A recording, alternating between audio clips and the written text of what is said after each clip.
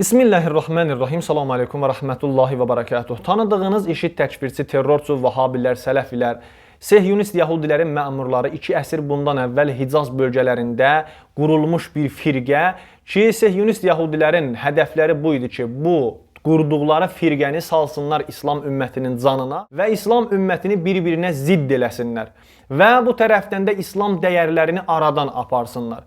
Deməli, əzizlərim, bu təkfirçi, terrorçu, vahabilər, sələfilər deməli bir neçə videolarında danışıblar Şiənin etiqadı, Məhdəviyyət etiqadına görə, Mehdilik etiqadına görə və başlayıblar təlxəylik eləməklə, yalan danışmaqla, töhmət vurmaqla Şiəliyi güya öz aləmlərində gözdən salırlar və Şiənin etiqadını, əqidəsini öz aləmlərində elə bilirlər ki, aradan aparırlar. Bu təkfirçi vahabilərin sözlərini dinləyin. Sadəcə bizim deyən Mehdi ilə Rafisi Şiələrin deyədiyi Mehdi tamam fərqlidir. Çünki şeylər deyib doğulub saat 1200, təxminən 1200 yaşı olar. Onlar deyir, hətta telefon nömrəsi var, saytı var, ancaq nömrəsini verməyiblər. Danışardıq əgər də onlar maraqlı idi. Mehdi yaşayır, 1200 yaşı var. Peyğəmbərimiz bu barədə nə deyir? Bilal Əli deyir, Mehdi doğulub, 1200 yaşı var, telefonu var, saytı da var. Amma nə qədər dedim, nömrəni verin, saytını vermədilər. Zəng eləyək, söhbət eləyək də, oradan Mehdi sənsən, yoxsa yox. Gördüyünüz kimi bu adamlar təlxəylik eləyib və deyirlər ki, bəli, Şiələrin, Mehdilərinin saytı vardı, nə bilim, telefon nömrələri vardı, telefonu vardı, bu cür məsxərə halətində danışır. Mən sual verirəm bunlara, hansı Şiə bu sözü deyibdi? Hansı Şiə deyibdi? İmam Mehdi əleyhissalamın saytı vardı, telefonu var, telefon nömrəsi vardı. Əgər vardırsa gətir göstər, əgər yoxdursa bu yaşınızda niyə təlxəylik eləyirsiniz? Niyə hiyləgərlik, kəzzablıq, xəbasət eləyirsiniz? Niyə üçün? Ondan əlavə bu adamlar deyirlər ki, Şiələrin Mehdiləri gəlib və Sünniləri öldürəcəklər. Şiələrin Mehdiləri gəlib Əbu Bəkri Öməri qəbirlərindən çıxardıb və yandıracaq, külün sovuracaq. Sən bilirsən, qardaş, arada fərq nə qədərdir?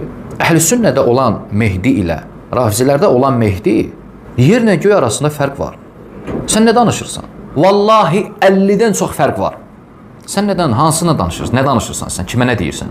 Məsələn, bir neçəsini qeyd edeyim. Onlara görə Mehdi gələndə zuhur edəcək də deyirlər, qiyamətə yaxın. Gördüyü iş, birinci gördüyü işlərdən bilirsən nə olacaq? Gedəcək Abu Bakrdan Öməri qəbirdən çıxardacaq və çarmıxa çəkəcək və yandıracaq onları. Bizə görə Mehdi belə eləyəcək, eynidir. Ayşə radiyallahu anhəni qəbirdən çıxardıb şallaqlayacaq, hədd tətbiq edəcək üzərinə, fahişə olduğu üçün. Əuzu billah. Vallahi, Mehdinin işi bu olacaq gələndə. Sən nədən də hansı Mehdidən danışırsan? Bizə nə deyirsən sən? Vallahi Biharul Ənvar məclisinin və digər kitablarda mövcuddur hamısı. Onlar deyən Mehdi isə gələcək Əhl-i-Sünnəni öldürməyə. 313 nəfərlə. Və başlayacaq Mədinədən birinci gələcək Peyğəmbər sallallahu əleyhi və səlləm evinə Əbu Bakrla Öməri çıxardacaq, doğrayacaq, yandıracaq, külün səpəcək. Çünki onlar deyirlər ki, o ev Peyğəmbər sallallahu əleyhi və səlləm evi qəsb olunub. Sual verirəm.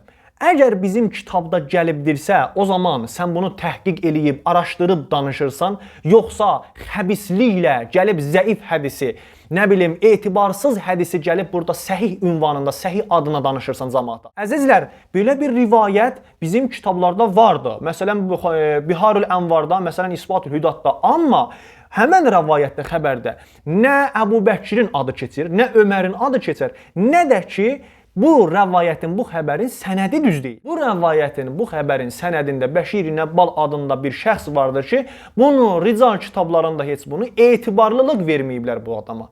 Bunu tövsiq eləməyiblər. Bu adam siqə deyil. Nəticədə bu rəvayət, bu xəbər zəifdir və zəif rəvayətə də bizim etiqadımız yoxdur. Zəif rəvayəti biz inanmırıq. Zəifdir və etibarı yoxdur və atılır kənara. Bəs siz təkfirçi, kəzzab, IŞİD təkfirçi, vahabilər nə üçün yalan danışıb xəbislik eləyirsiniz? Üstəlik təlxəylik də eləyirsiniz, güya indi məsələn məsxərə eləyirsiniz öz aləminizdə və halbuki özünüzü gülünc vəziyyətdə qoymusunuz. And içirəm Allaha, öz kitablarınızda yüzlərlə xurafatlar, mövhumatlar, iftiralar, töhmətlər vardı. Həm Allaha, həm Peyğəmbərə, həm sahabələrə, hər bir şeyə. Əgər elədirsə, mən də o zaman gedib bu işləri görə bilirəm. Təhqiqsiz və araşdırmasız bu sözləri deyirəm. Amma Sizin səhih adlandırdığınız Səhih Buxaridə, Səhih Müslimdə və digər sünən kitablarınızda onlarla bəlkə yüzlərlə iftiralar vardı, pis sözlər vardı Allah barəsində. Peyğəmbərin barəsində nə qədər iftiralar atmısınız, töhmətlər, ihanət vurmusunuz. Deyirsiniz ki, məsələn, Səhih Buxaridə, Səhih Müslimdə bunlarda gəlibdir ki, bəli, Həzrəti Peyğəmbər güya Ayşə ilə heyz vaxtında, nə bilim, mübaşirət eləyibdi, yaxınlıq eləyibdi. Nə bilim, Ayşəni mindiribdi, boynuna gedibdi, rəqqasələrə baxıbdı küçədə, xiyabanda. Deyirsiniz ki, Peyğəmbər sehr olurdu. Sahirlər sehr eləyirdi Peyğəmbəri. 50 cür iftiralar, töhmətlər, ihanətlər eləyibsiz Peyğəmbərə. Ayaq üstə nə bilim Peyğəmbər bövl eləyirdi. Bu ihanətləri ki siz eləyibsiz, and içirəm Allaha, bunun 50 qat bundan artığını da ki sizlər ihanətlər eləyibsiz Peyğəmbərə və Allaha onları sizin kitablarınızdan açıb danışaram. Sizə abır heysiyyət qalmaz. Halbuki sizin abrınız yoxdur. Əgər abrınız olsaydı bu cür çıxıb yalan danışmazdınız. Əl-ayağınızı yığışdırın və oturun, ağlınızı başınıza top eləyin. Yaşınıza baxın, utanın, xəcalət çəkin. Yaşınıza baxmayaraq, utanmazdan gedib hər bir hədis, hər bir rəvayət ki, yalandır, səhhəti yoxdur, etibarı yoxdur, gedib onu götürüb və danışırsınız. Biz kitablarımızın üstünə səhih adı verməmişik. Ona görə də səhih hədislər də vardı, rəvayətlər vardı kitablarımızda, zəifləri də vardı. Amma siz Səhih Buxari, Səhih Müslimin adına üstünə səhih adı vermisiniz və onun içində, o kitabların içində onlarla böhtanlar, töhmətlər vardı. Peyğəmbərə, səhabələrə, Allaha. Əgər elə olsa mən də onları danışacağam. Mən də onları danışmışam da bir neçəsini danışacağam da və bundan artığını da danışaram əgər əl-ayağınızı yığışdırmasaz.